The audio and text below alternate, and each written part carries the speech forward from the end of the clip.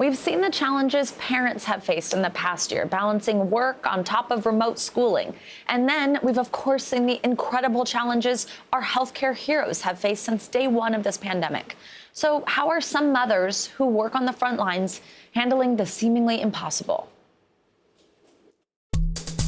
How are you? How are you doing? And how has this whole last year been? I think we're in a far better mental state than we were last spring. When people ask me how I'm doing, my current response is I'm fine. And I call it pandemic fine. Because we're still in the middle of a pandemic. We're the type of people, we run in when there is danger, when things are crazy, when all the things are going wrong. Well, if I'm at home, but then I know I'm a seasoned nurse of 10 years, I could be helping. But then if I'm at work and I get COVID and I bring it to my kids, like, can I live with the repercussions of those decisions? What did that do to you daily to know, okay, I know I'm going to be face to face with COVID. I hope I personally don't get it, but then I come home to my kids. How hard was that every day?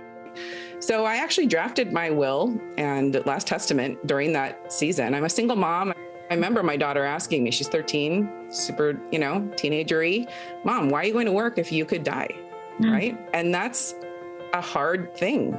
My children at the age 7 and then the twins are 4, they have those same type of questions. Yeah, so you create these huge decon protocols when you come home. And so it's like you walk in the door and you go straight to the shower and all the clothes go in the washing machine. And, your kid wants to hug you when you come home. They want to squeeze you and you're like, no, don't touch me. What scares you the most about what little kids have dealt with for the last year? It was unexpected to me that other people were kind of getting together and playing and they weren't home. And then I met up with one other friend and she kind of said, yeah, that like everybody's a little like nervous because you've been in COVID ICU so long. So I understand where the people's fears were coming from, but having to explain that to my children, that sorry, it actually is mommy's fault that you can't play with these other kids. I call it the hero leper syndrome.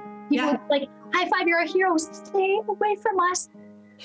The other thing that's challenging for ER docs is we work rotating shift schedules. So we're day shift, evening shift, night shift, weekend, holiday. There's not any rhyme or reason to it. So if I'm working an overnight shift, my kid's not old enough to stay home by himself. As medical professionals, as mothers, what, if anything, gives you hope right now?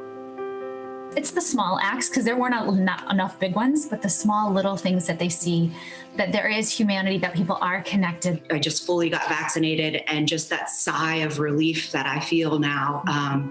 This week I had a COVID patient knowing like, well, if my mask slips or something, it's not the same feeling as it was, a few months ago. My kiddo is definitely a window into my hope because he gets so very excited about the smallest things and to the finding the good.